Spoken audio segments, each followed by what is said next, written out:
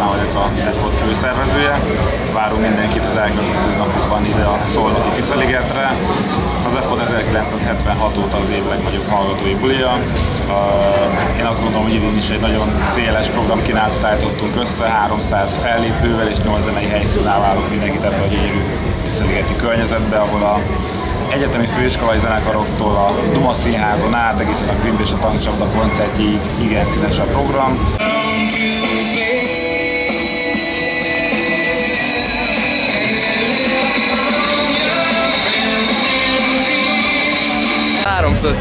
forint egy sör, Jéger 550, szerintem ez nem a egyetemisták pénztárcájára van. Azon kívül, hogy megvettük a belépőt, a heti jegyet, bár mondjuk az azért nem olyan drága szerintem. Hát a többihez képest úgy.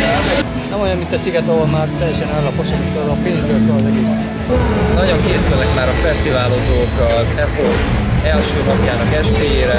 Többen az Airy Mafiát, a Ladály Bene 27-et emlegették favoritként, hogy arra a koncertre mennek el. A bárok már tele vannak, legalábbis félig tele mindenhol, és mindenki alapos az estére. Aki pedig nem, az egy ilyen kellemes hotelben tölti el az idejét, külső egy kicsit, és készül pihenőssel a ma estére. Még egy dolog, a fesztiválon a finomas sútgolvás. Aki még nem indult el, pakoljon össze és jöjjön át, érezze jól magát néhány napra. Bízom benne, hogy mindenkiben kellemes emlék marad a 2011. évi EFOT.